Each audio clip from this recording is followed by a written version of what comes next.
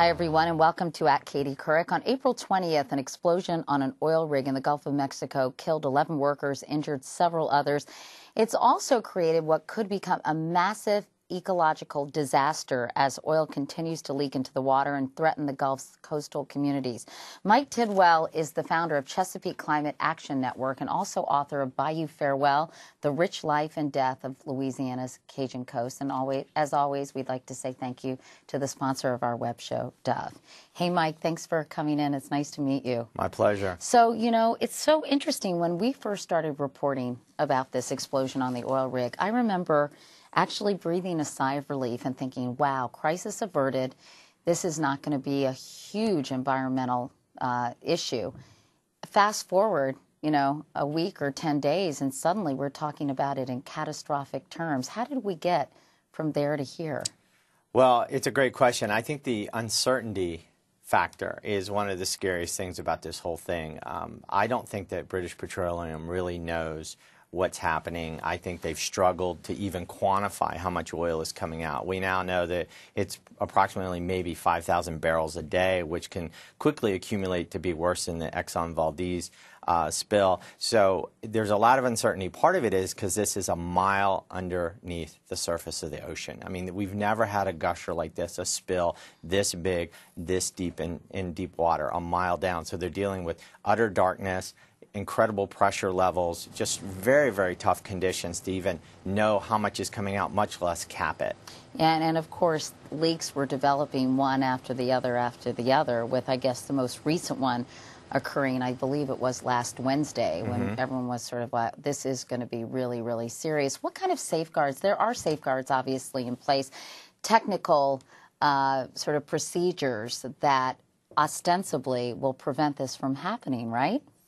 Well, I think the big problem is BP and many of the other major oil companies in the Gulf just never, it's sort of a failure of imagination. They just couldn't imagine that you would have an out-and-out gusher like this, that there were so many safety procedures, there were so many people whose judgment was constantly, you know, their attention was constantly being brought to the safety issue to shut off valves to keep this from happening. And there was, you know, multiple levels of failure, human judgment, equipment failures. You know, we may never know exactly what, but a lot went wrong in a way that outstripped even the imagination of the oil company. So we obviously have to do better.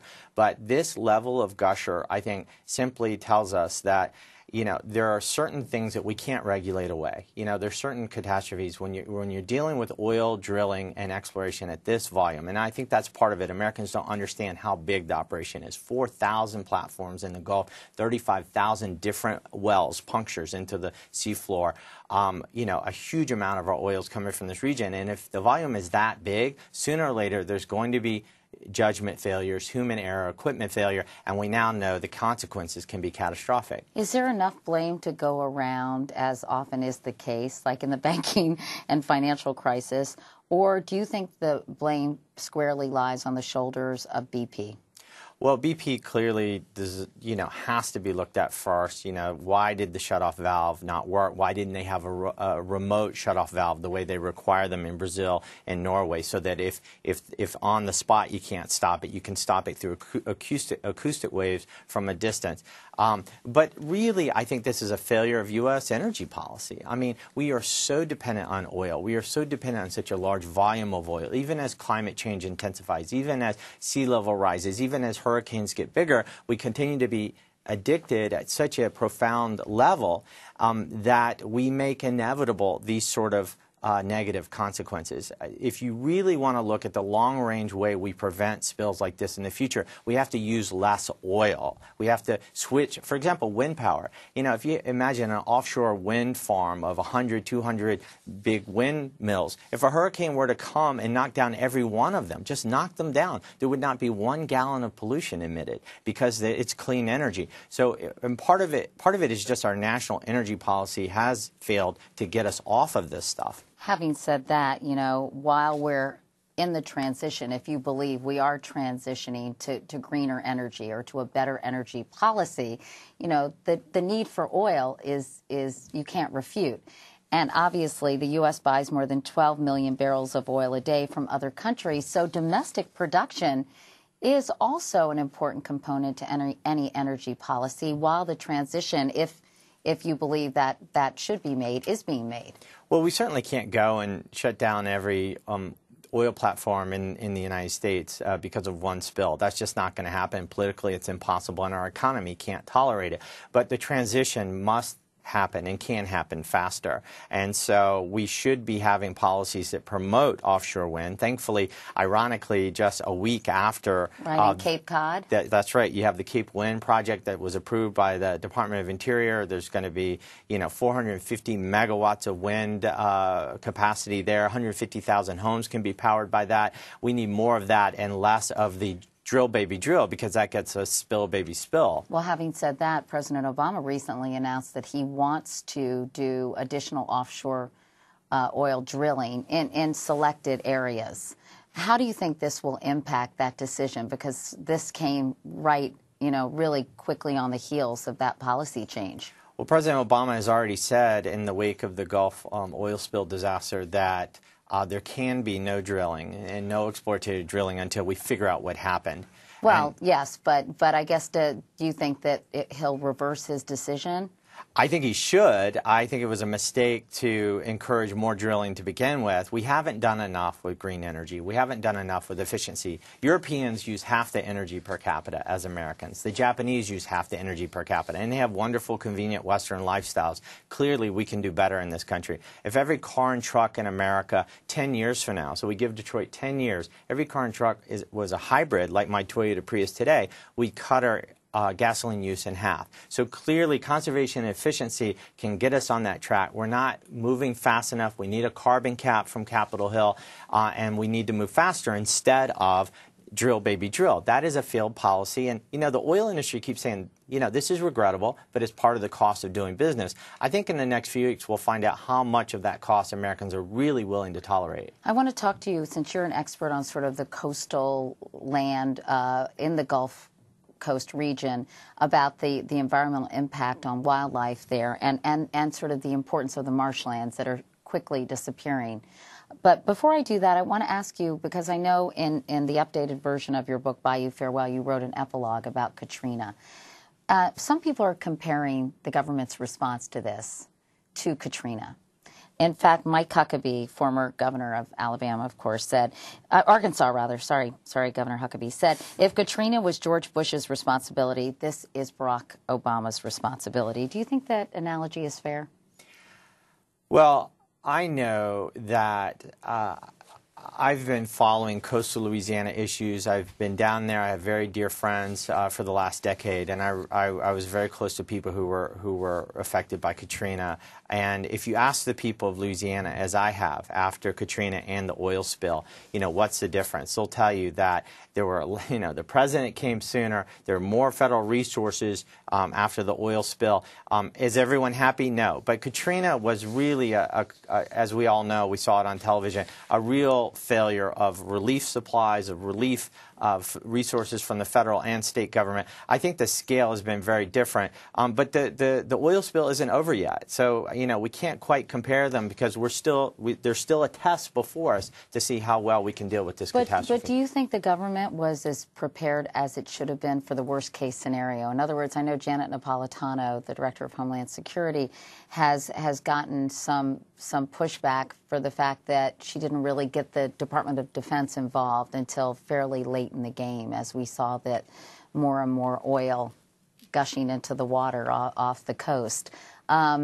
So in your view, was the response really appropriate to the situation? I think the difference between Katrina and this oil spill is that Katrina was something you could see on satellites. You could measure the wind speeds. She came in, you could measure the surge tide, and then you saw the flooded city. Okay, you knew the problem was right before your eyes.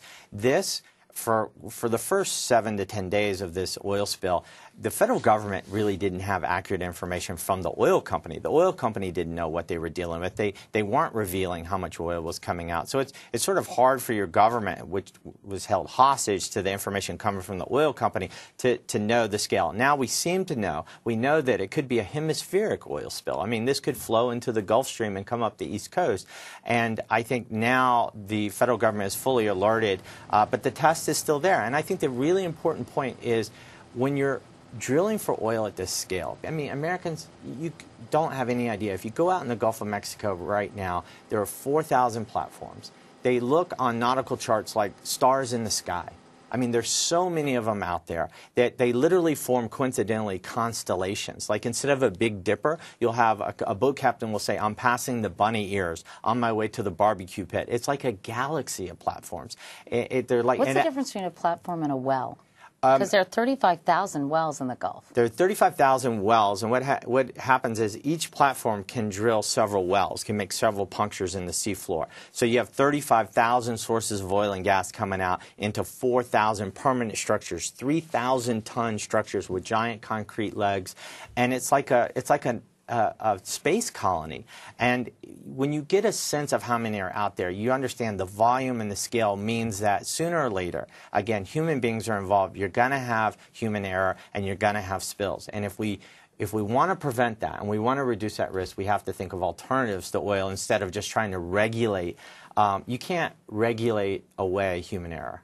Yeah, but at the same time, we have to kind of deal with the cards we're dealt for now anyway, you know, and I think people could agree with you, but there also have certain precautions and measures should be in place for all this galaxy of platforms that you describe. And Image CPR tweeted us a question. Why doesn't BP have a system? I think you sort of answered this, but why doesn't BP have a system in place to stop oil spills instantly?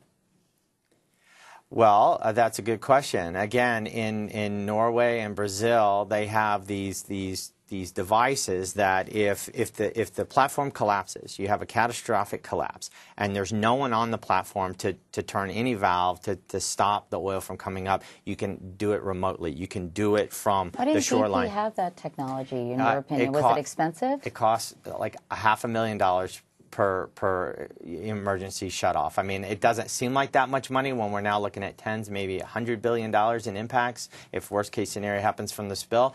But in other oil nations, they require it. BP fought against this regulation. Other oil industry folks did. They said we're regulated enough. Again, failure of imagination. They couldn't comprehend a complete collapse and a gusher like this because it hadn't happened like this before. Isn't BP like this big sort of, didn't it paint itself or doesn't it paint itself as kind of the environmental oil company? Well, for a while there, BP, they don't say it anymore, but for a while they were saying BP stands for Beyond Petroleum. And BP did invest in solar energy. In fact, on my roof in Maryland, I have solar panels made by British Petroleum on my roof that are collecting sun power and powering my house. But it was still a very small fraction of their total investments. They still make, multi-billion-dollar profits every year on oil. They continue to invest in oil at a rate hundreds of times greater than they invest in alternatives.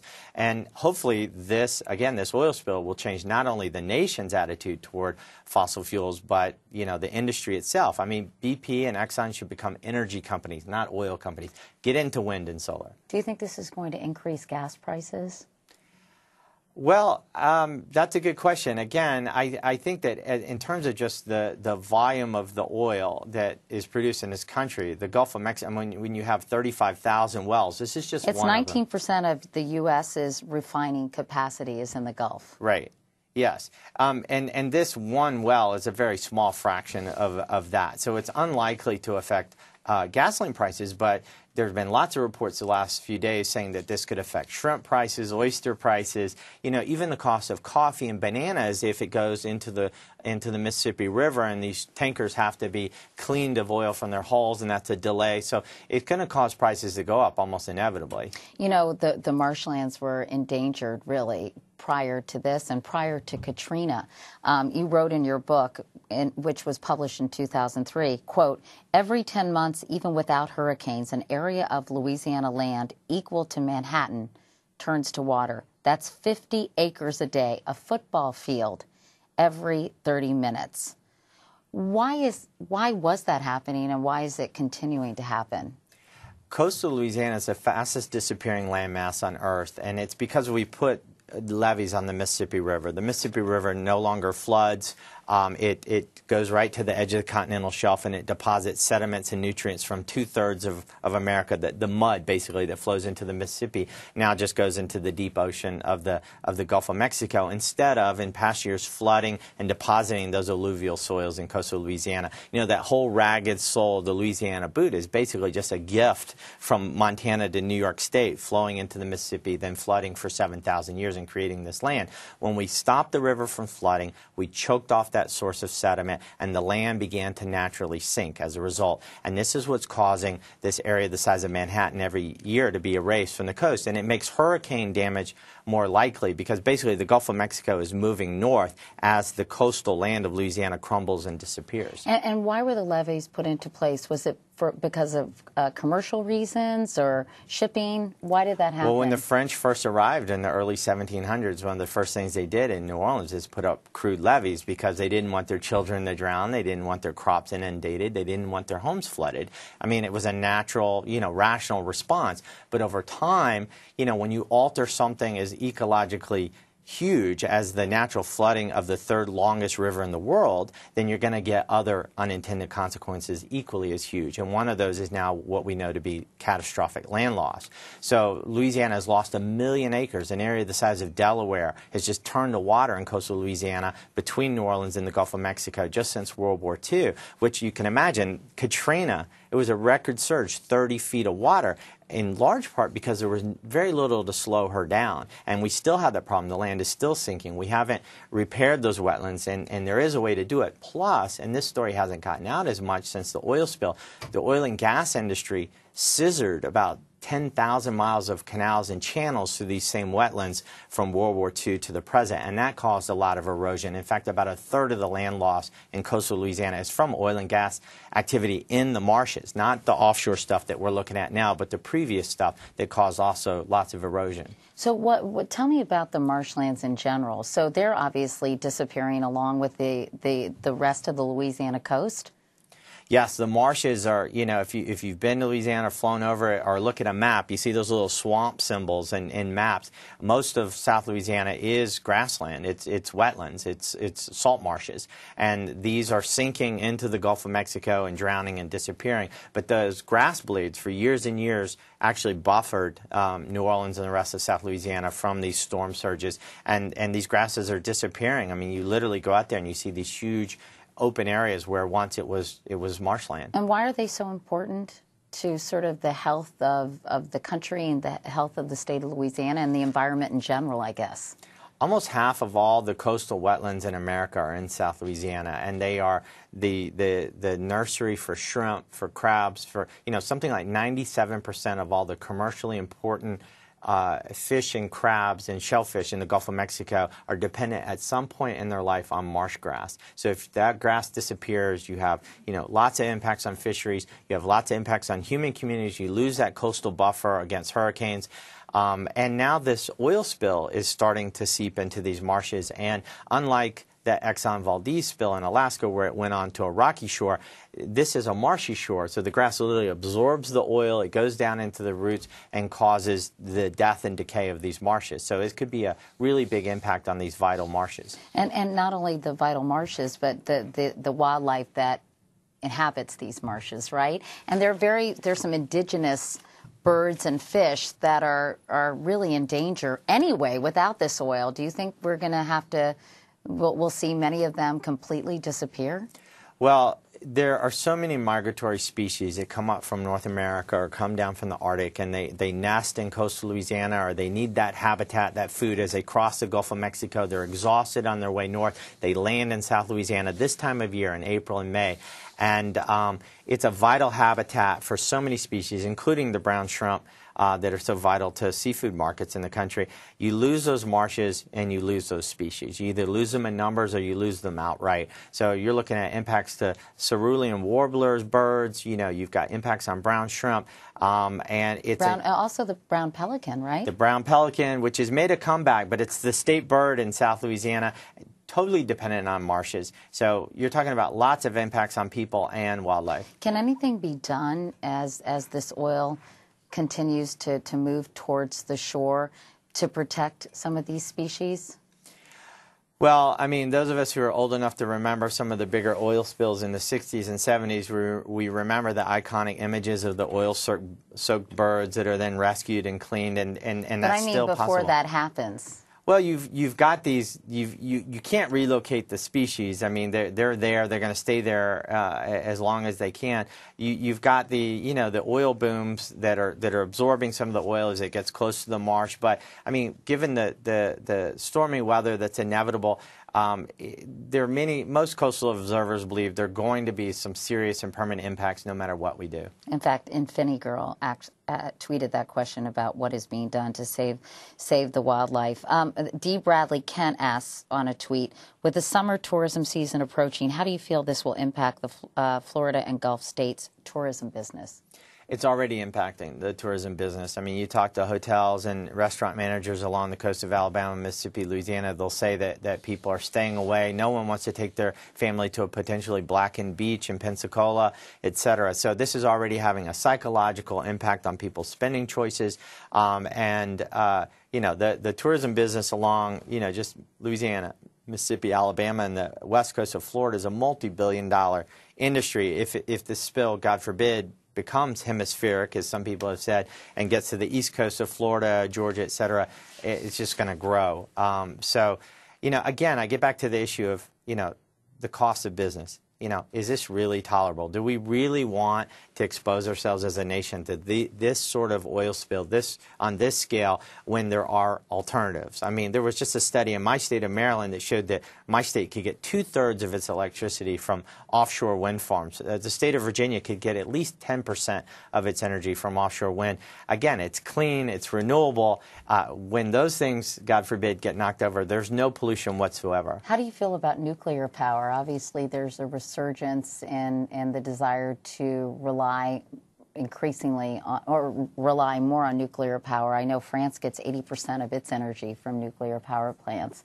How do you feel about that as an option away from offshore drilling? Well, France gets 80% of its electricity from nuclear rate.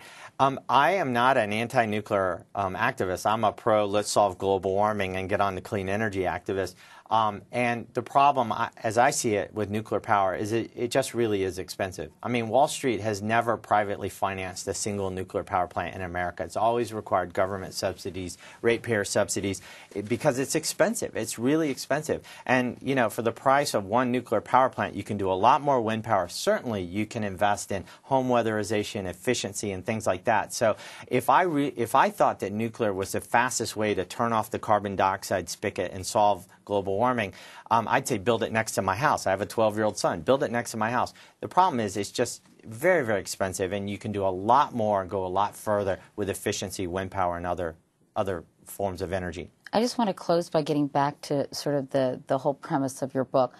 What do you think, if Louisiana and the coast of Louisiana is disappearing at such an alarming rate, and these marshlands are so critically important to American wildlife and migratory patterns, if you will, clearly this oil spill is only exacerbating an already existing problem. I mean, what do you suggest be done to protect the coast of Louisiana and the wildlife and really all the land attendant to that state?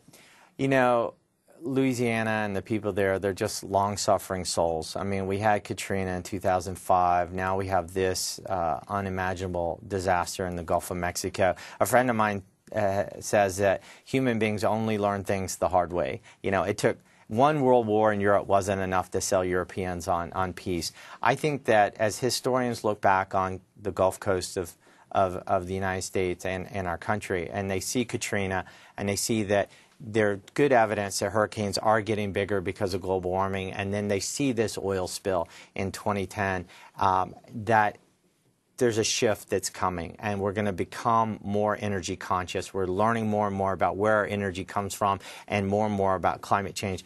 But that's not going to necessarily save Louisiana, is it, Mike? Well, Louisiana needs a restoration of the wetlands, and the wetlands can be restored. And there are ways to let the muddy water of the Mississippi into these shallow bays of Louisiana in a way that gets that mud back out there and restores the wetlands. Has there been any interest in doing that in the state? There's been a $14 billion plan on the table since the late 1990s. The Army Corps of Engineers is going forward with some of these plans. It's not going fast enough. You know, the federal government says we don't have enough money. It says it's expensive, but expensive compared to what? To oil spills and Katrina-like disasters. We're moving forward in ways to restore the wetlands and barrens in Louisiana, not nearly fast enough. We're improving the levees, not fast enough. Especially when you consider it's a football field every 30 minutes? Every 30 minutes. That is so shocking, by the way. Area size of Manhattan every 10 months. Yeah, fastest disappearing landmass on Earth. Louisiana needs a lot. Louisiana needs to restore the wetlands, and it needs an end to global warming. And it also needs a way to not have oil spills anymore. And all three of those can be achieved through sustainable ecological practices, save the wetlands, switch to clean energy.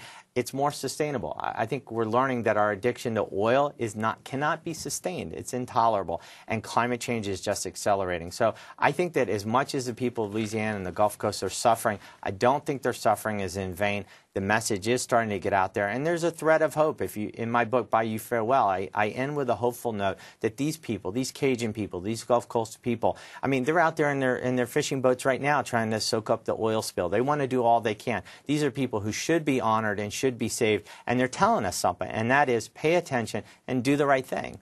Well, Mike Tidwell, thank you so much for coming in and talking with us about this. Your book is called Bayou Farewell, and I really appreciate your time. And are you bracing for the absolute worst when it comes to this oil spill? Because it is sort of like I described it as an ominous monster. It's just it's sort of impending disaster, but it's really unclear, isn't it? Just how bad it's going to be. Or are you convinced it's going to be a complete disaster?